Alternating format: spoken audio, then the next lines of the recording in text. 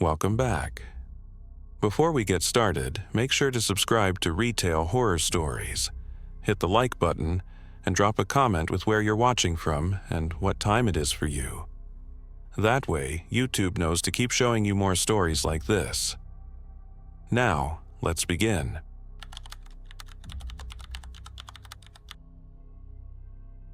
Kevin never thought much about his part-time job at Toys R Us. To him, it was just a paycheck, stocking shelves, sweeping floors, and occasionally ringing up a late-night customer. He was a college sophomore with bigger dreams than retail, but the extra cash kept his gas tank filled and his fridge stocked with ramen.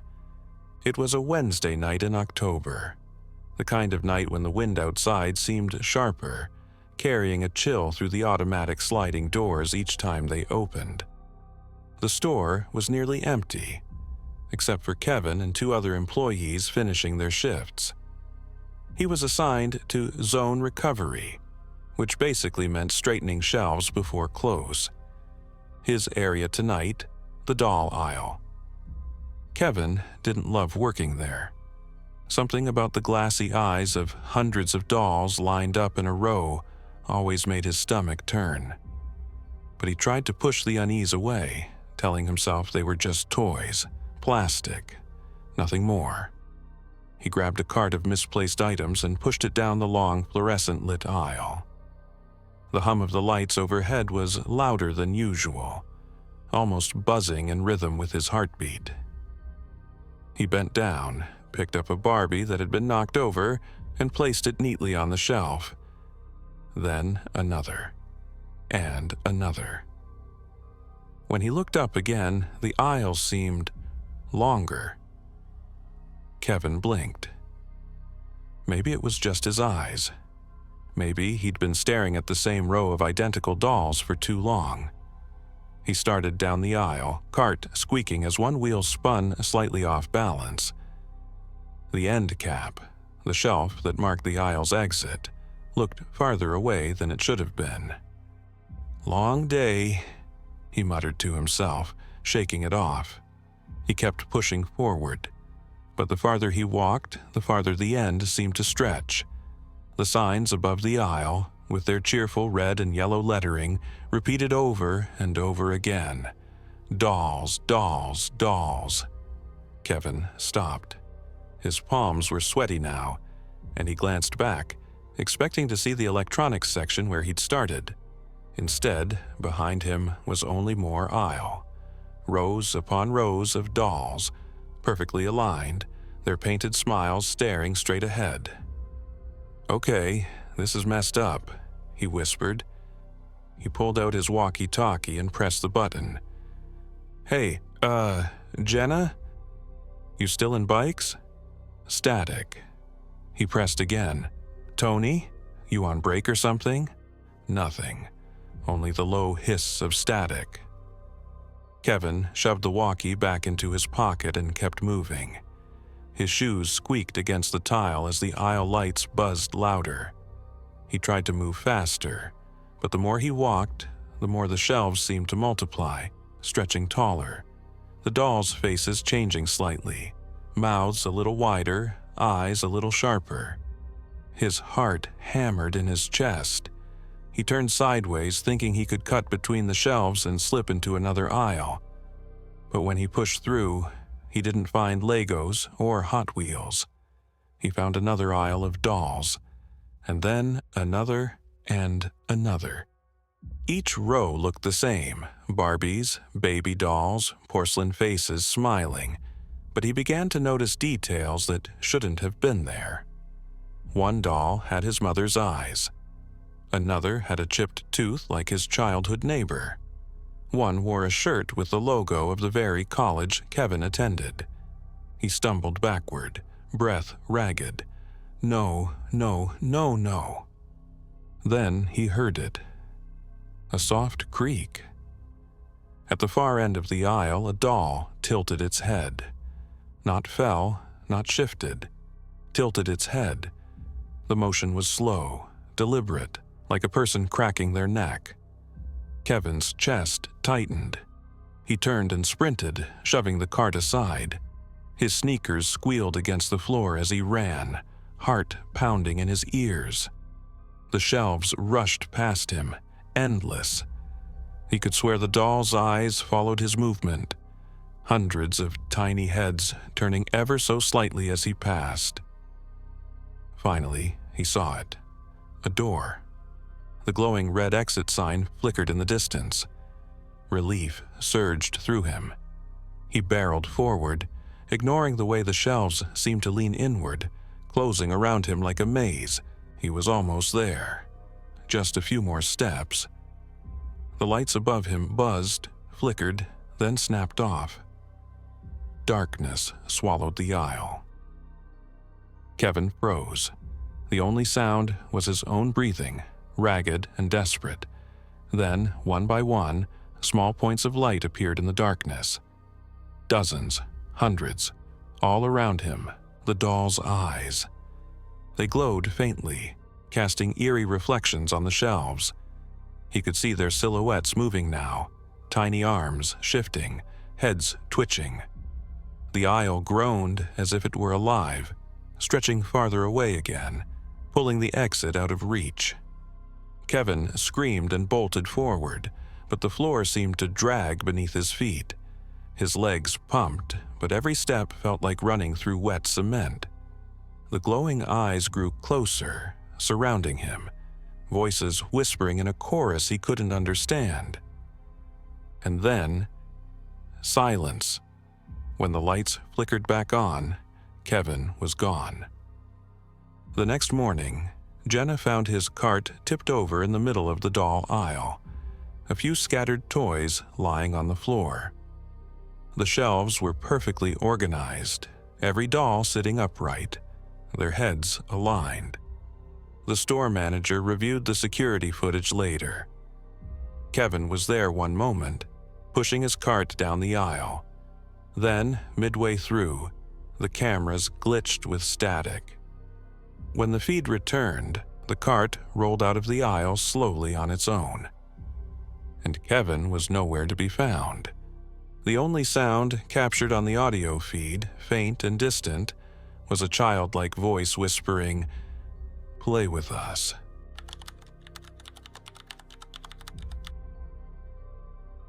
Martha knew every corner of her Toys R Us store, the way some people knew the lines on their palms. She had walked those aisles for 12 years, straightened those shelves, memorized every squeaky tile on the floor. The store was her second home, and sometimes it felt like she spent more time here than in her real one. She had a rhythm. At 9:45 every night she began winding down, turning off a few registers, sending the younger employees home, making her rounds to check that no customers were lingering in the back aisles. At 9:55 she counted tills, straightened the return desk, and waited for the doors to shut for good. It was a ritual, a safe, predictable way to close another long day. But on February 11th, that ritual broke.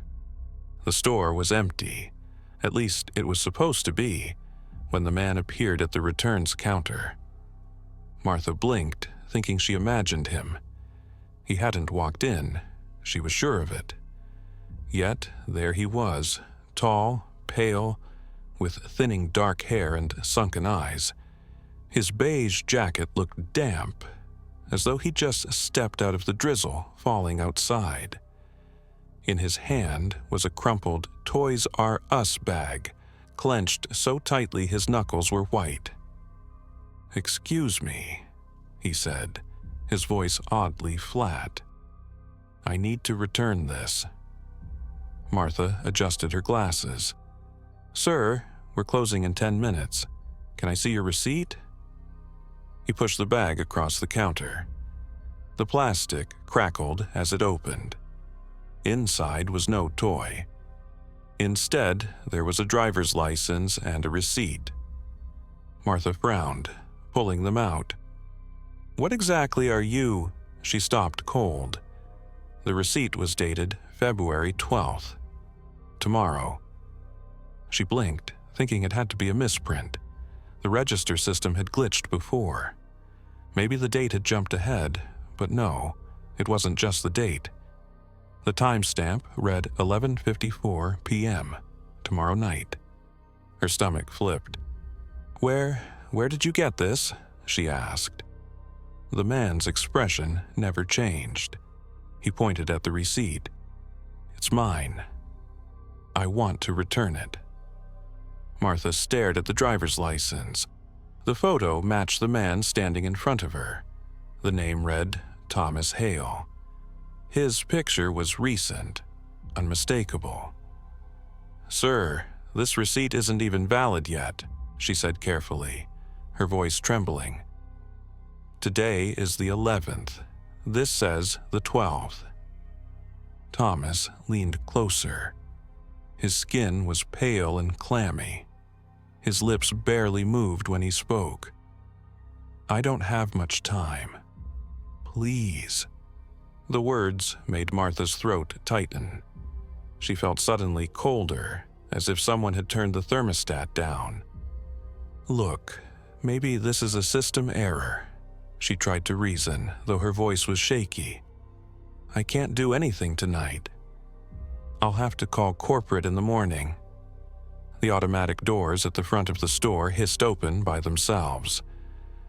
A gust of wet air blew in, carrying the smell of rain and asphalt. Thomas turned his head toward them. His jaw twitched. "They're calling me," he whispered. "Who?" He didn't answer. He stepped back from the counter, eyes fixed on the doors. He hesitated for only a second before walking toward them, his wet shoes squeaking softly against the tile. "Wait," Martha called, panic rising. But he didn't stop. Thomas Hale walked through the sliding doors into the rainy night and disappeared. When Martha looked back down at the counter, her blood ran cold. The bag was still there. Inside were the license and receipt. She hadn't imagined it. The date still said February 12th. All morning, Martha replayed the encounter in her head. She thought about calling her district manager, but stopped herself. How could she explain it?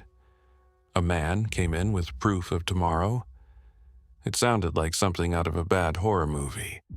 By mid-morning, she convinced herself it was some elaborate prank. Someone had tampered with the register or mocked up a fake receipt. That had to be it. But at 10:15 a.m., the police walked in. "Are you the manager?" the older officer asked. Martha's mouth went dry. "Yes. Can I help you?" The officer nodded to his partner, who held a notepad. "We're investigating an incident that happened here last night.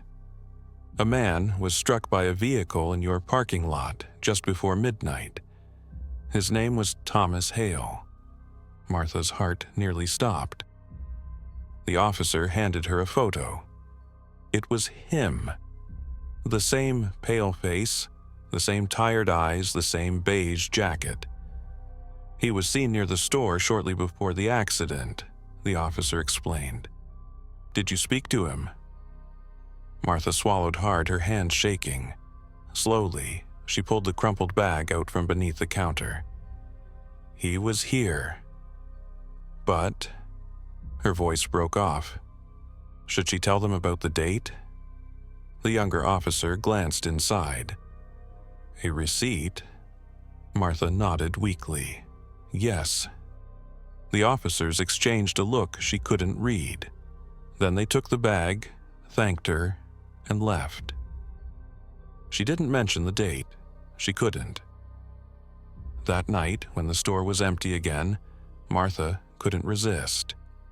She locked the front doors, pulled the security tapes from the previous night, and queued up the footage. Her breath caught in her throat as the video played. At 11:45 p.m., Thomas Hale walked into the store. He approached the counter, leaned forward, and placed the bag down. But the bag wasn't empty. On the screen, Martha watched herself look down at a small box, wrapped in Toys R Us packaging paper, slid across the counter. She saw herself frown, confused, as Thomas pointed at it. She saw herself pick it up, turn it in her hands. But that wasn't what she remembered. When she'd stood there last night, there had been no box, only the license, only the receipt. Heart pounding, she fast-forwarded the footage. Thomas walked toward the doors, but just before leaving, the timestamp on the video flickered, glitching. For 2 seconds, the bottom of the screen didn't say February 11th, it said February 12th. Then static. Martha barely slept that night. She couldn't stop thinking about the box, about what had been inside it. The next day, she went to open the store as usual. When she unlocked the front doors, a scrap of paper fluttered in on the morning breeze. She bent to pick it up. It was a receipt. Timestamp: February 12th, 11:54 p.m. No items, no total, just one word under the description: returned. Even now, years later, the new employees whisper about it. They say, every February 12th, the automatic doors open by themselves at 11:54 p.m. Sometimes the registers flicker and print out receipts with no purchases, no names, just the date of tomorrow. And every once in a while, the cameras catch the faint reflection of a man standing at the counter, clutching a crumpled plastic bag, waiting to return himself again.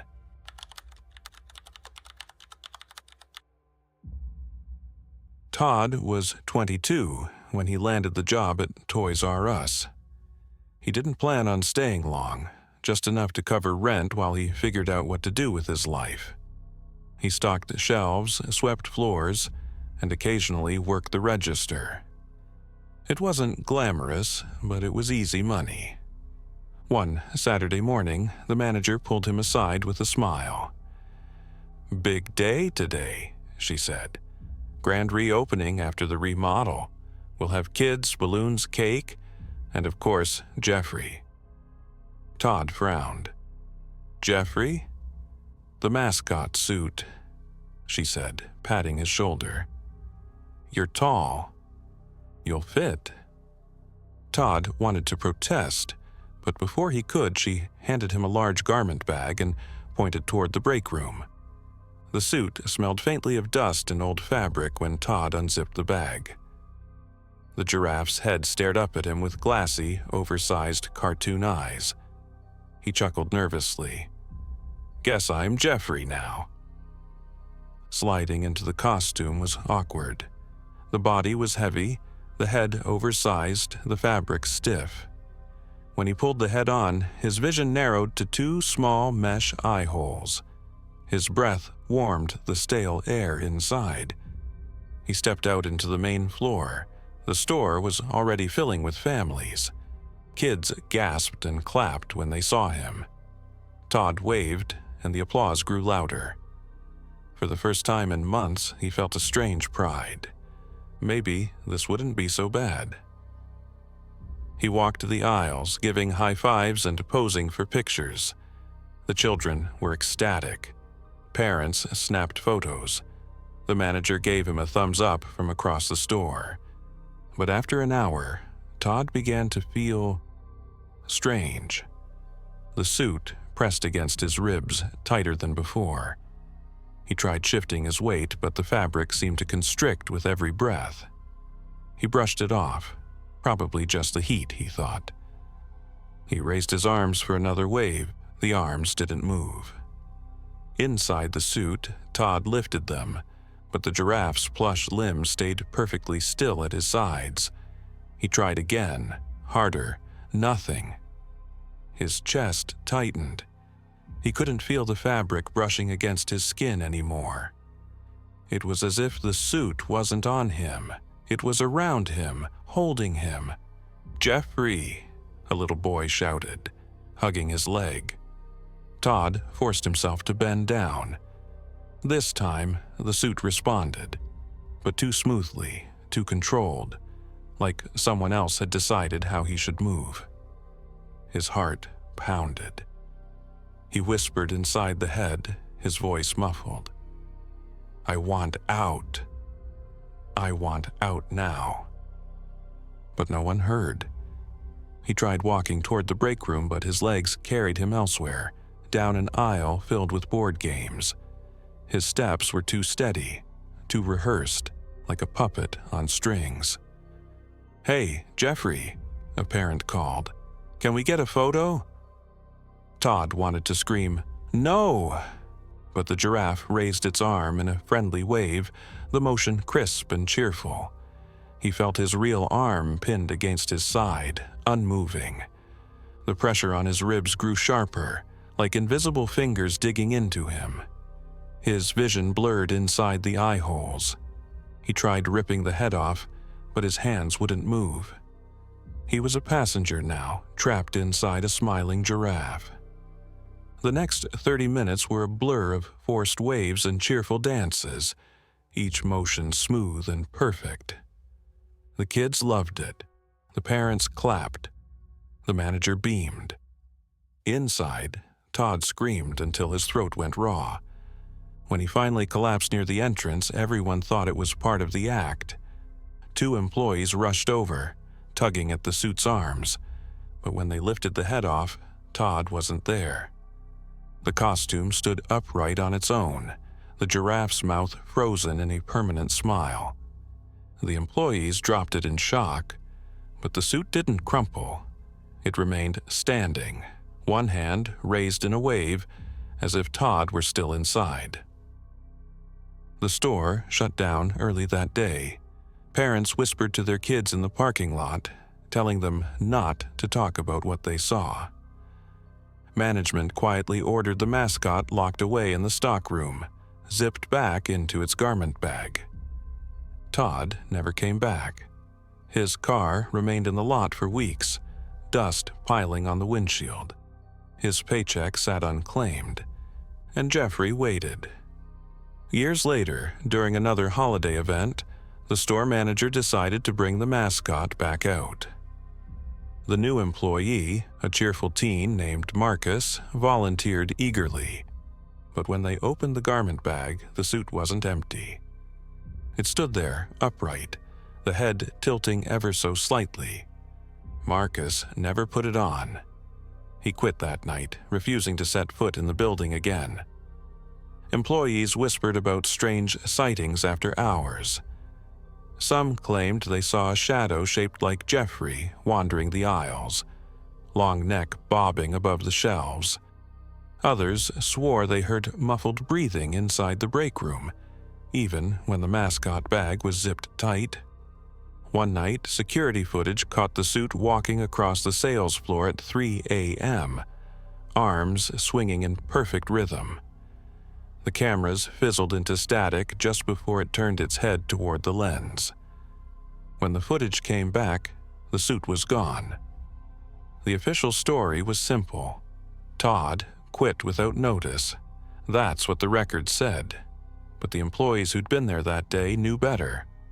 And every so often, a customer will swear they saw Geoffrey standing alone at the end of an aisle, waving.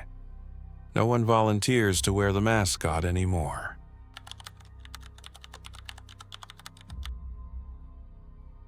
Claire had been hunting for the perfect Christmas present for weeks. Her 8-year-old daughter, Lily, had begged for a Furby, the latest must-have toy that seemed to be flying off every shelf in the country. They were everywhere on TV commercials, their blinking eyes and mechanical giggles promising hours of fun. So, when Claire found one sitting alone on the Toys R Us shelf in mid-December, she felt like she'd won the lottery. It wasn't in pristine condition. The box was slightly crushed, the plastic window fogged with scratches, but the toy inside looked fine. A furry little creature with oversized eyes, oversized ears, and a beak-shaped mouth. Claire bought it without hesitation, wrapping it in snowflake paper that night and tucking it beneath the tree. On Christmas morning, Lily tore the paper away with shrieks of delight. She pressed the button, and the Furby blinked awake, ears twitching. Its first words came in the familiar garbled tone of Furbish mixed with English. "Doo-dah! Me hungry." Lily laughed and hugged it tight. "He's perfect, Mommy." For the first few days, the toy was harmless. It babbled at random, danced when clapped at, and wiggled its ears during mealtime. Lily adored it. She carried it everywhere, even to bed. But by the end of the week, things began to change. One night, Claire was tidying the living room when she heard the Furby speak from Lily's room upstairs. "Don't go tomorrow." She froze. The voice was faint, muffled through the closed door, but she knew what she heard. It wasn't the playful gibberish the toys usually made. It was a clear sentence. When she checked on Lily, the girl was fast asleep, Furby resting beside her pillow. Its eyes were closed, its little chest rising and falling with mechanical breaths. Claire shook her head. Maybe she was tired. Maybe it had said something in its usual nonsense language and her brain filled in the rest. But the next night it happened again. "Stay home." This time, the toy's eyes were open in the dark, glowing faintly. Claire swore she saw its beak move, forming the words deliberately. She picked it up, flicking the switch to off. The eyes dimmed. She set it back on the shelf. The following morning, when she went to make breakfast, the Furby was on the kitchen counter. Neither she nor Lily had moved it. By New Year's Eve, the toy's words grew more specific. "Don't drive tomorrow," it said one night, voice scratchy, almost human. Claire's stomach dropped. She had planned to drive Lily to her mother's house the next morning. Snow was in the forecast. She felt a chill crawl up her spine. Against her better judgment, she listened. She canceled the trip. That night, a 12-car pileup blocked the highway they would have taken. The news showed twisted wreckage, flashing emergency lights, and snow whipping across the lanes. Claire's hands shook as she turned off the TV. When she looked at the Furby sitting on the shelf, its glassy eyes seemed almost smug. At first, she tried to convince herself it was coincidence. The toy was just a machine, a novelty with pre-programmed phrases, but the warnings kept coming. "Check the window." She checked. The lock on Lily's window had been broken, the latch hanging loose. "Don't answer the phone." The next evening, the landline rang and rang. When Claire finally picked it up out of frustration, there was only a long, steady breath on the other end before the line went dead. The toy's predictions were never wrong.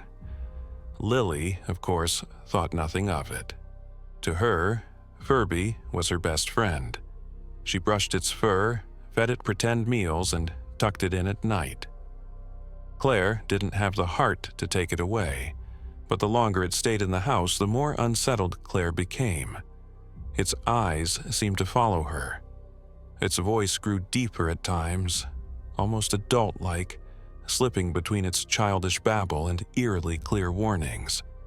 One night, around 2 a.m., Claire woke to a faint whirring sound.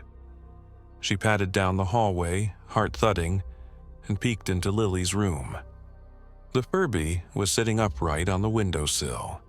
Its eyes glowed faintly, though the switch on its back was set to off. When it spoke, its beak barely moved. One saved, one left to go. Claire snatched it off the sill, bile rising in her throat. She stuffed it in a box, taped it shut, and shoved it into the attic. Her hands trembled the whole time. The next morning, Lily cried when she couldn't find it, but Claire told her it was broken.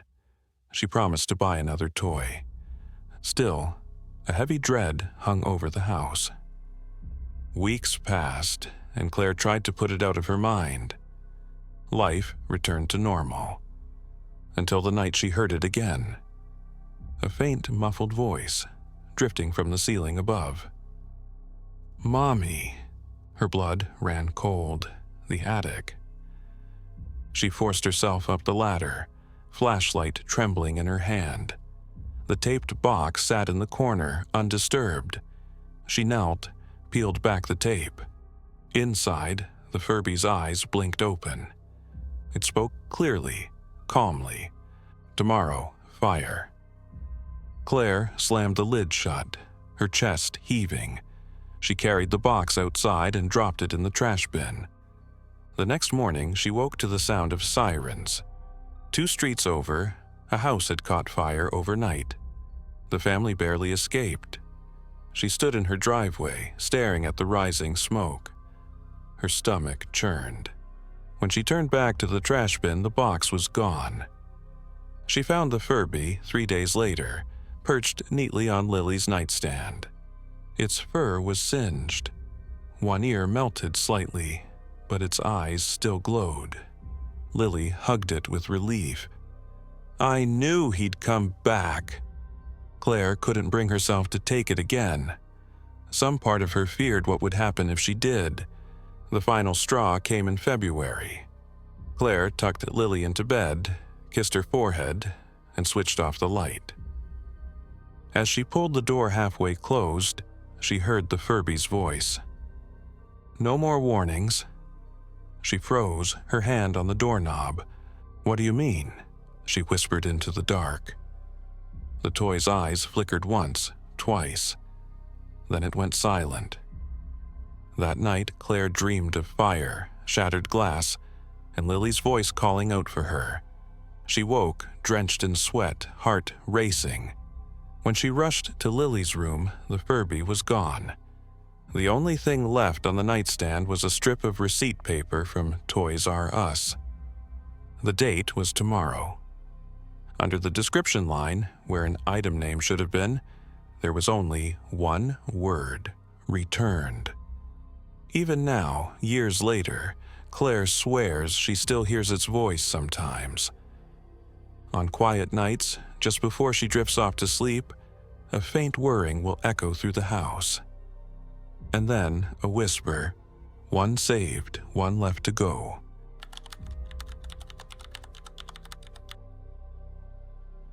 Miguel didn't mind the stockroom. Most of the employees hated being assigned to inventory recovery, but for him, it was almost relaxing. The sales floor was loud, kids running, music blaring, announcements echoing, but the stockroom was quiet. Just rows and rows of boxes stacked higher than his head, the faint hum of fluorescent bulbs, and the steady beep of the handheld scanner in his palm. He was 26, working at Toys R Us while saving up for community college. His co-workers teased him for being too serious, but Miguel didn't mind. He liked order, he liked structure, and nothing was more orderly than inventory. Find the outdated items, scan them, mark them for clearance. That night, he was assigned the back half of the warehouse. Dozens of pallets stacked with toys that hadn't sold in years, forgotten board games, discontinued dolls, dusty boxes of action figures from franchises nobody remembered. The manager, Jenna, poked her head in before leaving for the night. "Just scan what you can. Don't kill yourself over it. Lights out at 11. Miguel nodded. Got it. The door shut, leaving him alone. He got to work. The scanner chirped cheerfully each time he logged a product. Beep, beep. He made steady progress down the first row, sliding between the tall shelves, cart squeaking along behind him. The deeper he went, the quieter it seemed to get. Even the hum of the lights overhead seemed to fade. But Miguel was used to the stillness. He kept scanning. Halfway down the second aisle, he noticed something odd. The boxes on the shelves didn't look the same as they had when he'd passed earlier. Before, It had been stacks of board games, brightly colored boxes with cartoon logos, but now, when he turned to check again, the boxes were plain. Brown cardboard. No labels. He frowned. Maybe he'd taken a wrong turn. But no, the shelves looked identical. Row 14B. He knew he hadn't moved. Shrugging it off, he scanned one of the plain boxes. The scanner beeped, but the screen flashed. Item not found. Great, he muttered. He tried another. Same result. The lights above flickered. When he turned back to the cart, it wasn't there. His stomach dropped. He looked left, then right. Nothing but more shelves stretching into the distance. He spun around, certain he'd only gone a few feet away. But the cart was gone. He clenched the scanner tighter. Okay, maybe I left it at the end of the row. He walked back, but the row didn't end. It stretched farther, boxes multiplying with each step. The shelves seemed taller now, looming overhead, blotting out the ceiling lights. His footsteps echoed against the concrete. Finally, he stopped. His chest tightened, a cold sweat breaking across his neck. "Hello?" His voice cracked. "Jenna? Anybody back here?" Only silence answered. The scanner beeped in his hand. He hadn't pressed the trigger. He looked down.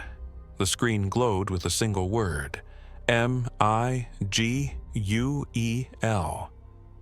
His blood ran cold.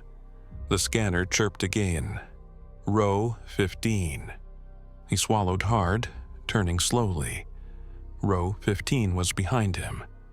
Boxes stacked floor to ceiling, shadows swallowing the spaces between. The scanner beeped once more. Keep going. His legs trembled, but some part of him obeyed.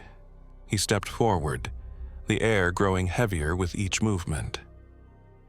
As he passed the shelves, he noticed something else. The boxes weren't plain anymore. They had windows, plastic fronts, and inside each one was a toy. Not action figures, not dolls, miniature people. Their faces frozen in plastic smiles, their eyes painted wide. Each one wore tiny outfits, store uniforms, name tags, polo shirts. One had Jenna's curly hair, another looked like Tony, the electronics guy. Another had Miguel's own crooked nose. He stumbled back, nearly dropping the scanner. No, no, no, no. The scanner beeped again. Row 16. He ran. His sneakers squeaked against the floor, lungs burning as he sprinted. He turned a corner, desperate to find the exit. Instead, he found more shelves. Row after row, boxes stacked higher, shadows deeper. The air thick, heavy with the smell of cardboard and dust. His scanner beeped with every step as if mocking him. Row 17, row 18, row 19. "Shut up!" he shouted, hurling it to the ground. The device cracked, screen shattering. For a moment, silence returned. Then the shelves groaned.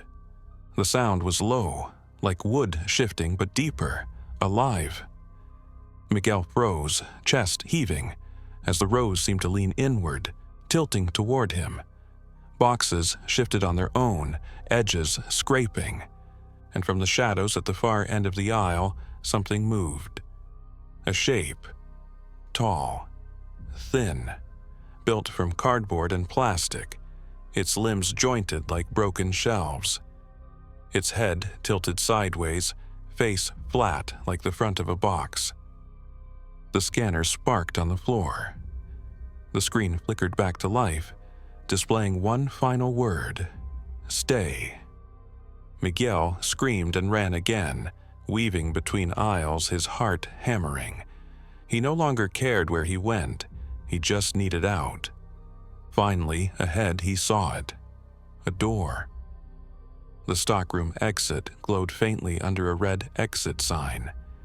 Relief surged through him. He sprinted, lungs burning. The door loomed closer. He reached for the handle and slammed into a shelf. The exit sign blinked out. Boxes surrounded him again, stretching endlessly. Hours later, Jenna returned to lock up. She found Miguel's scanner lying in the middle of the floor, its cracked screen still glowing faintly. But Miguel was gone. The cameras showed him entering the stockroom at 10:15 p.m. He pushed his cart down the aisle, turned the corner, and never came back out. The police searched the entire building. No sign of him, no forced exits, no explanation. His cart was never found. The official story was that Miguel walked out and disappeared, but the employees whispered otherwise. Some swore they still heard the faint beep of his scanner deep in the stockroom, long after closing. Others claimed that when they opened a sealed pallet, they found boxes that didn't match the manifest.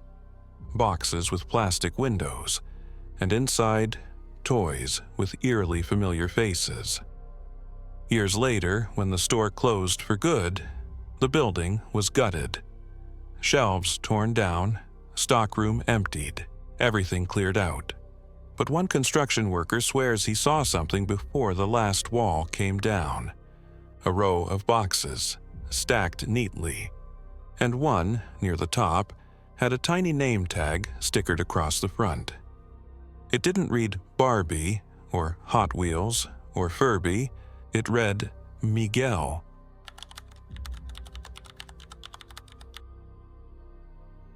Toys R Us wasn't usually open late. By 10 o'clock, the doors were locked, the lights dimmed, and the employees gone. But one night in July of 2007, a flyer appeared in several neighborhoods across the city. It looked legitimate. Colorful print, the logo plastered across the top, complete with coupons and discounts. Bold letters announced, "One night only, midnight clearance event. 50% off, 70% off, even 90% off select items. Everything must go." Parents who'd been stretched thin by summer bills felt a glimmer of hope. Kids begged their parents to take them. Collectors circled the dates, excited for a chance to score rare finds. The flyers had no corporate contact, no fine print. Just a date, a time, and the familiar smiling Geoffrey Mascot in the corner. By 11:30 p.m., the parking lot was half full. Dozens of families arrived, clutching wallets, carts, and lists of toys they hoped to snag. The store was brightly lit, every fluorescent buzzing at full power. The automatic doors hissed open as if it were midday. Inside, the shelves gleamed. Stacks of toys reached higher than anyone remembered. Aisles crammed full of dolls, action figures, Lego sets, games. Everything had bright orange clearance stickers, and every employee wore neat, pressed uniforms that looked odd, outdated somehow. Short-sleeved polos with the old rainbow logo, badges from a style no one had seen in years. Their smiles were wide, their movements stiff, like mannequins brought to life. But the shoppers didn't care. It was a dream come true. Carts filled quickly. Parents grabbed armloads of toys, thrilled by the prices. "That Lego set's only $5, one father exclaimed. "This Barbie dream house says 90% off, another gasped. When customers wheeled their overflowing carts to the registers, the scanners beeped. Each item rang up at the same total, $0. The cashiers smiled wordlessly, bagging everything neatly. At first, shoppers laughed, thinking it was some glitch, but no one stopped them. No managers swooped in. The receipt printed, line after line of items, each marked $0.00. Free! The customers couldn't believe their luck. But not everyone felt the same thrill.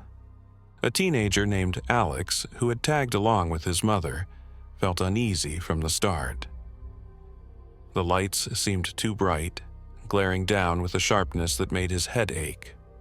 The music over the speakers wasn't the usual cheery jingle. It was slow, warped, almost backwards. And the employees never blinked. Their smiles never changed. Their eyes never moved. They bagged items with mechanical precision, heads tilted ever so slightly as if listening to something far away. "Mom," Alex whispered, tugging at her sleeve. "This is weird."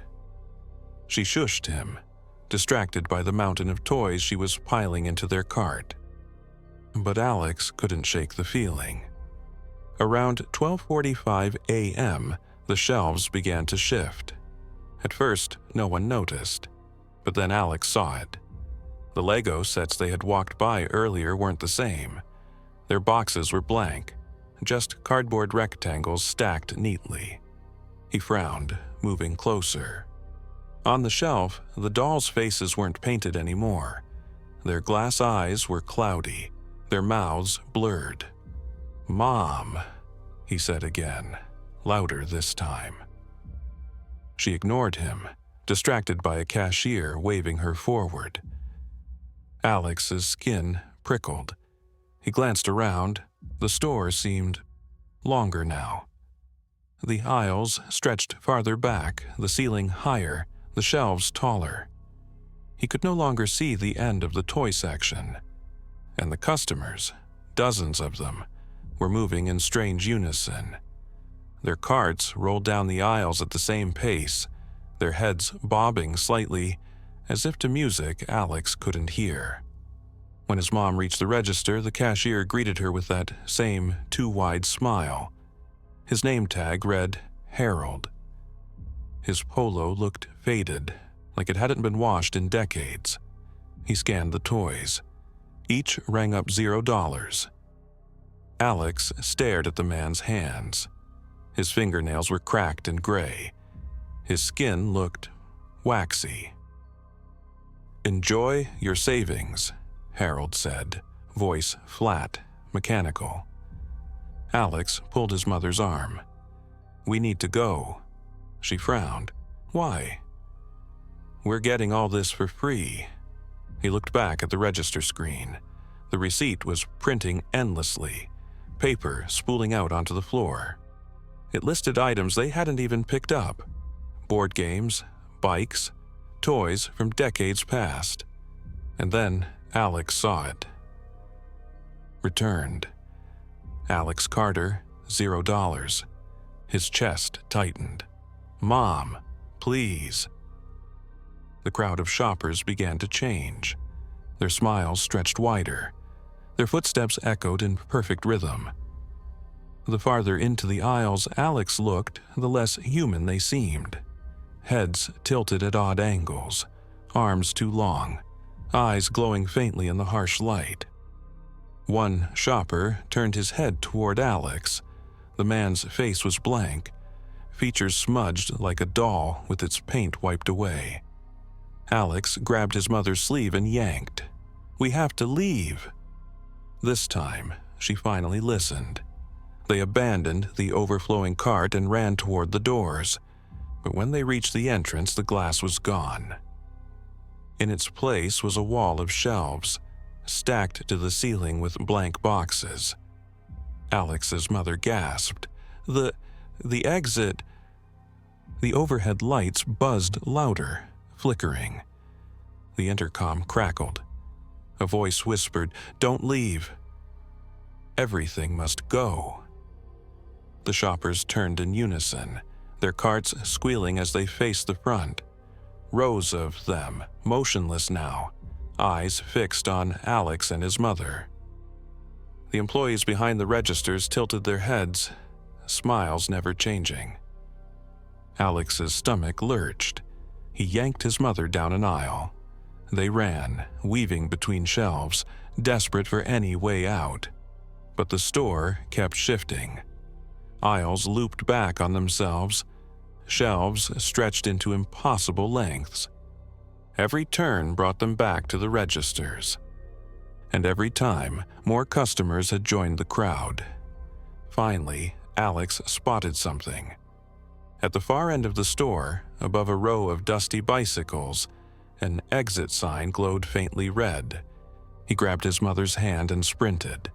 Their shoes pounded against the tile, carts rattling behind them as some of the shoppers began to move. They reached the door.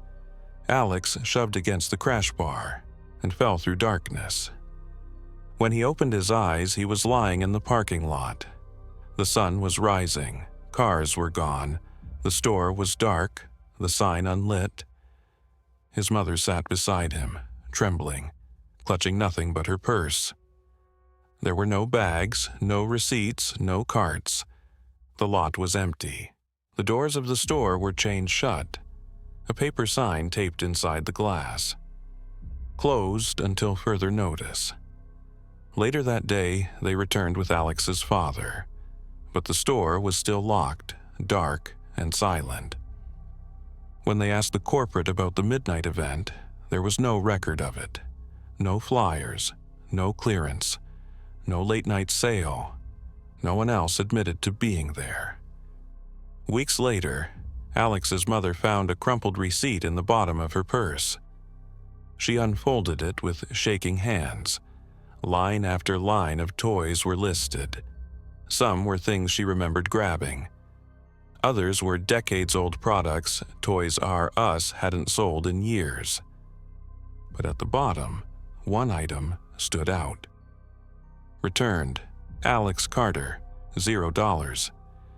Even now, the building sits empty. Locals say sometimes if you drive by at exactly midnight, you'll see the lights blazing inside, the parking lot full of cars. And if you get close enough to the glass, you'll hear the faint creak of shopping carts and the endless beep of registers. But the receipts never print a total. Just one word, stamped at the bottom in faded ink. Returned.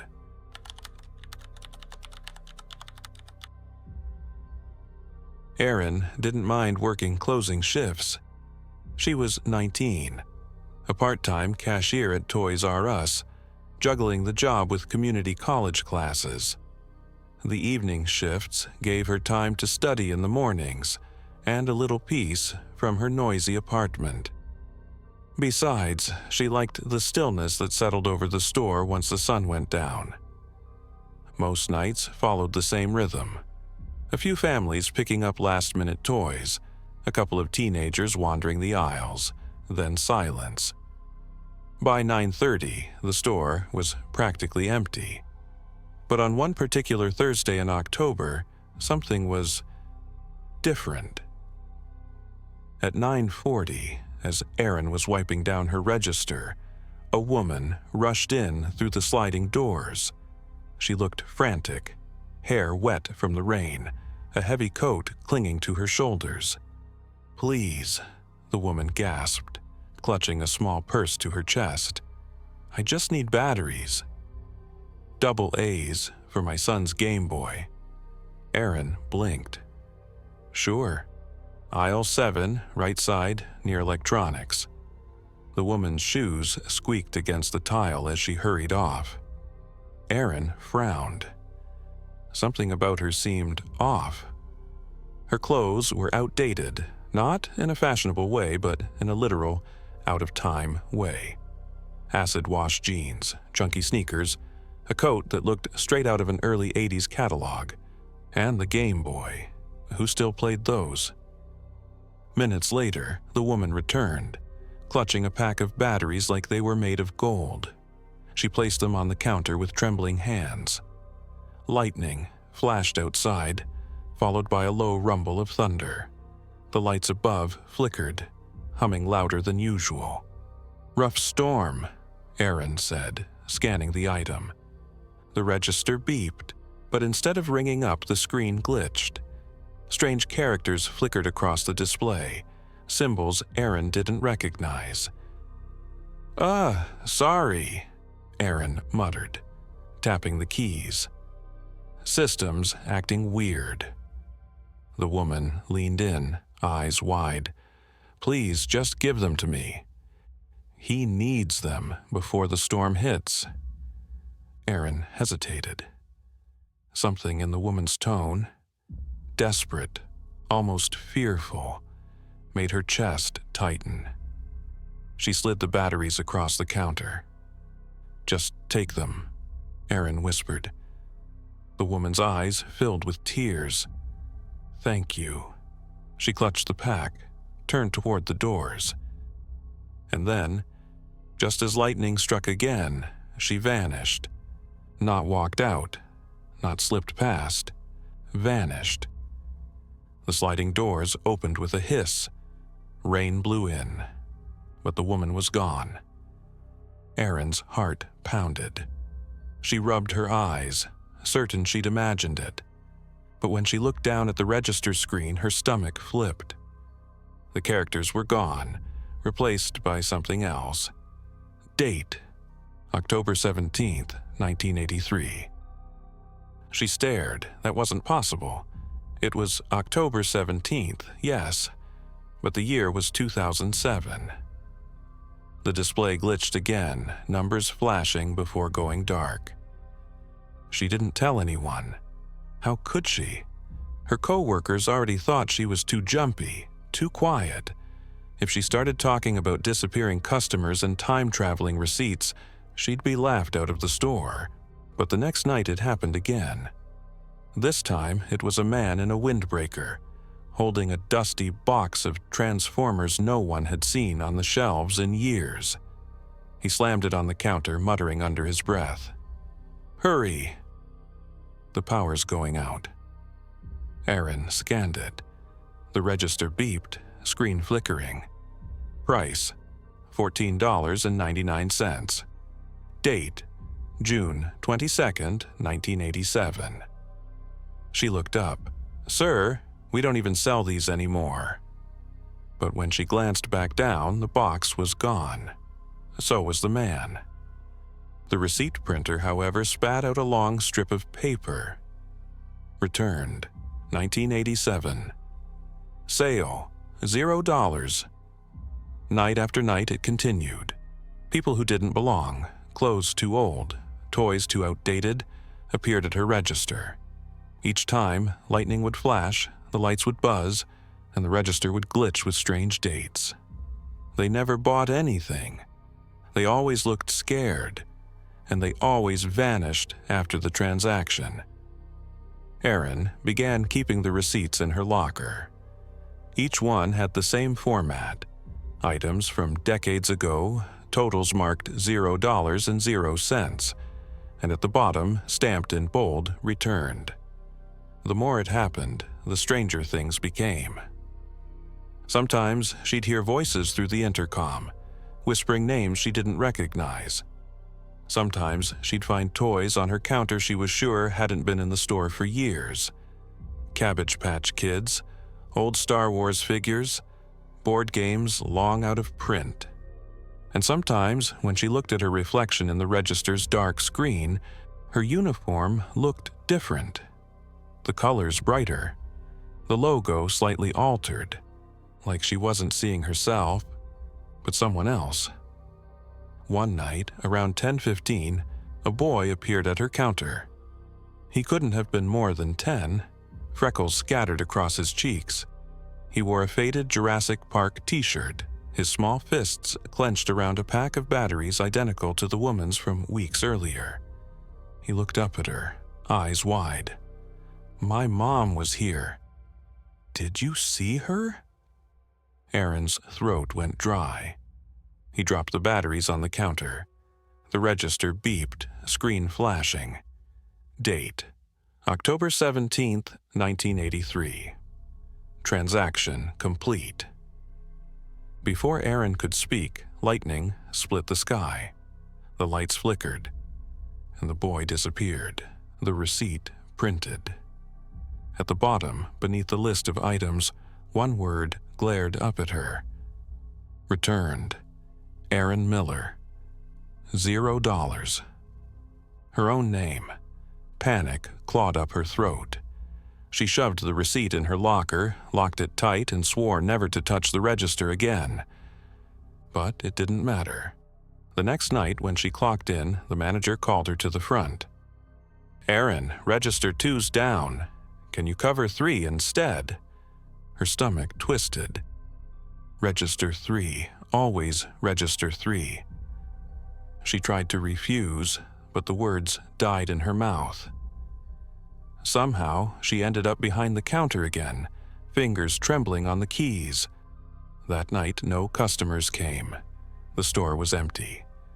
But the register beeped on its own. The screen lit up.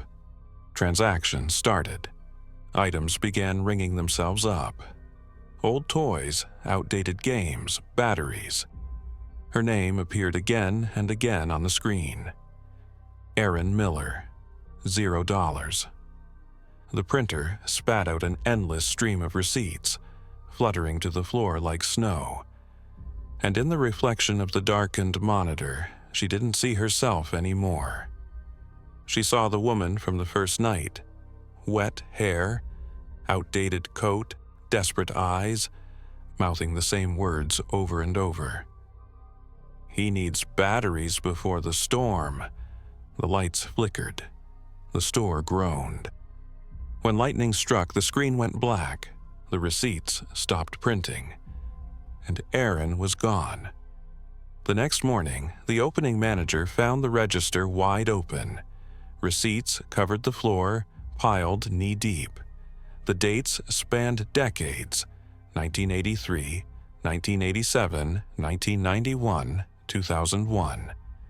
Each one listed items that no longer existed in the store, and at the bottom of every single one was the same word: returned. Corporate chalked it up to a glitch. They replaced the register, cleaned the counters, and told employees to stop spreading ghost stories. But every October 17th, no one volunteers to work Register 3.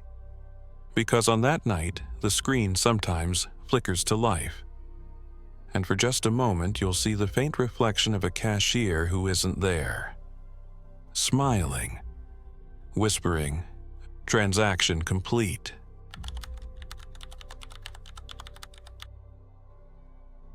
Back in the late 1990s, before liability lawsuits and safety standards forced them out, some Toys R Us stores had indoor play areas. The crown jewel of those play zones was always the ball pit, a giant pool filled waist-deep with thousands of bright plastic spheres. For kids, it was heaven. For parents, it was an excuse to shop in peace for half an hour. But for employees, it was a nightmare. The balls were impossible to clean, reeking faintly of sweat and spilled soda. Things got lost in there: pacifiers, wallets, socks, even once a gold watch that was never recovered. Sometimes a kid would dive too deep, panic, and cry until someone hauled them out. Still, it was part of the job. And in one particular store in the summer of 1999, it became something else entirely. Diane was the floor supervisor that July afternoon. She'd worked at Toys R Us for 4 years, climbing from seasonal cashier to full-time staff. At 26, she was good at her job, though not particularly passionate about it. That day, she was stationed near the play area, keeping half an eye on the pit while ringing up returns. The pit was busy. A dozen kids jumped, laughed, and splashed through the plastic balls while parents browsed nearby. Everything was normal, until it wasn't. At first, she thought she'd miscounted. 2 boys, brothers, had jumped into the pit together. She'd seen them, watched them dive under the plastic waves, but only one came back up. She frowned, standing on tiptoe to scan the surface. Bright red, blue, yellow balls shifted under the remaining children, but the younger brother didn't resurface. "Hey, kiddo," Diane called, trying to keep her tone light. "Time to pop back up." No answer. She climbed onto the edge of the pit, scanning harder now. "Everything okay in there?" she asked.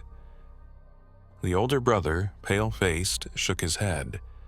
He went under. Diane's stomach dropped. She blew her whistle, summoning another employee, and jumped into the pit. The balls shifted around her, plastic clattering like hollow rain. She waded deeper, sweeping her arms through the mass. It was like moving through water that wasn't wet, thick, resistant. "Come on, buddy," she muttered. "Where are you?" The other kids laughed nervously, thinking it was a game. But Diane's pulse quickened. She shoved aside armloads of balls, scanning for a flash of clothing, a small hand, anything. Nothing.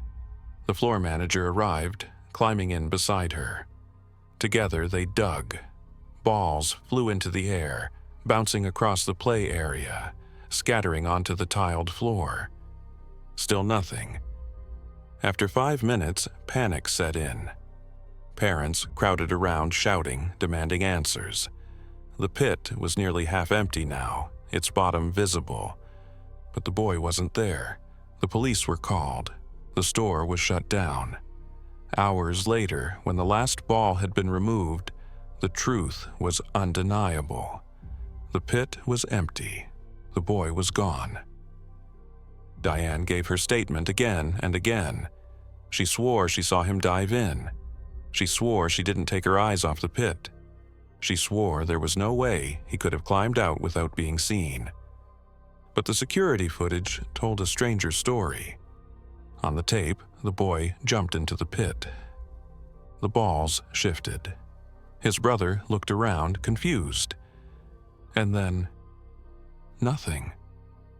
The camera never showed him coming back up. It was as if the pit had swallowed him whole.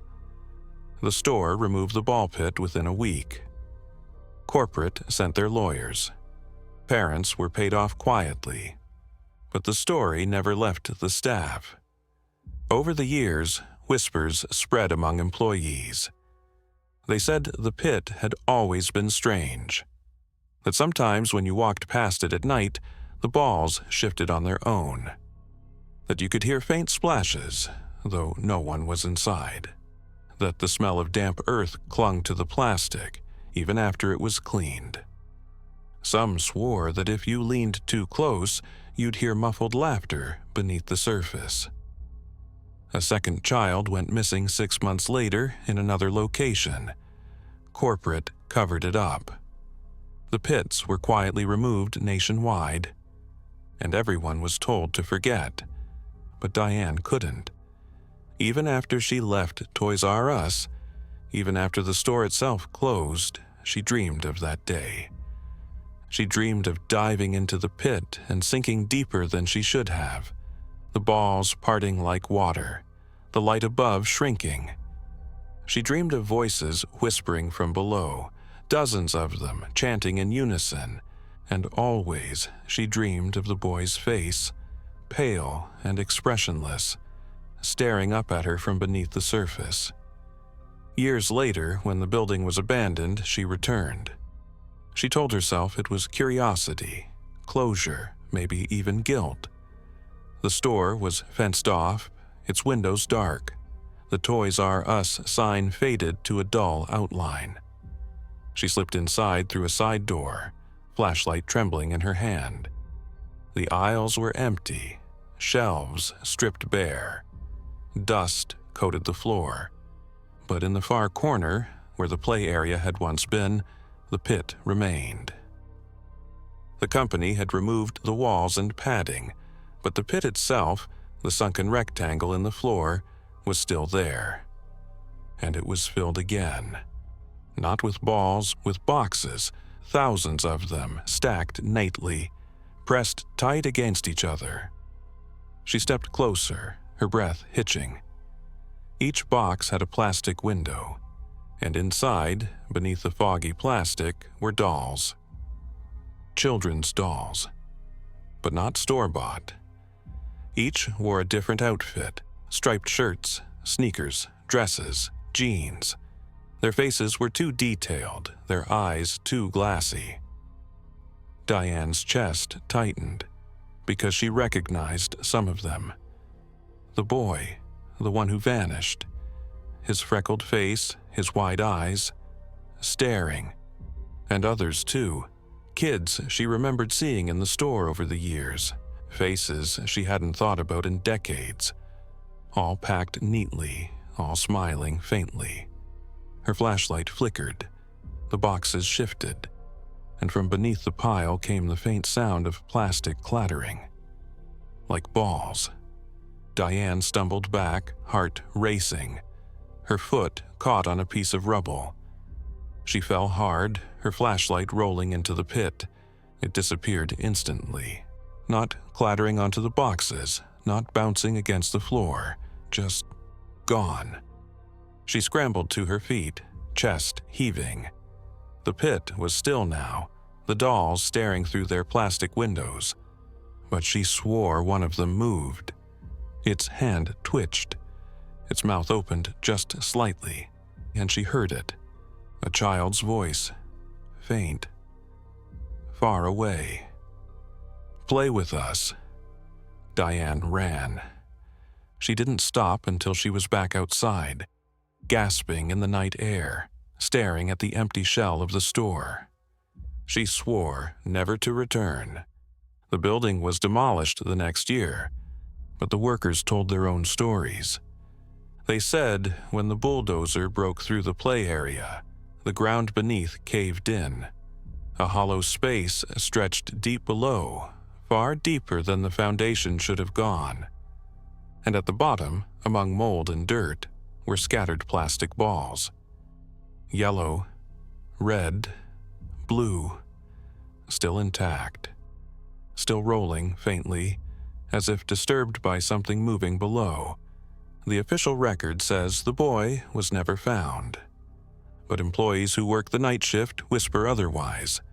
They say that if you were unlucky enough to be near the play area after dark, you'd sometimes hear the pit stirring, balls shifting, plastic clattering, and if you leaned too close, you'd see a small hand reach up through the surface before vanishing again. Even now, parents who lived through that summer refuse to let their children near ball pits of any kind. Because sometimes, if you listen closely, the pits don't sound hollow. They sound deep, like an ocean. And sometimes, beneath the waves of plastic, you'll hear a child's laugh. A laugh that doesn't belong to anyone you can see. A laugh that never stops.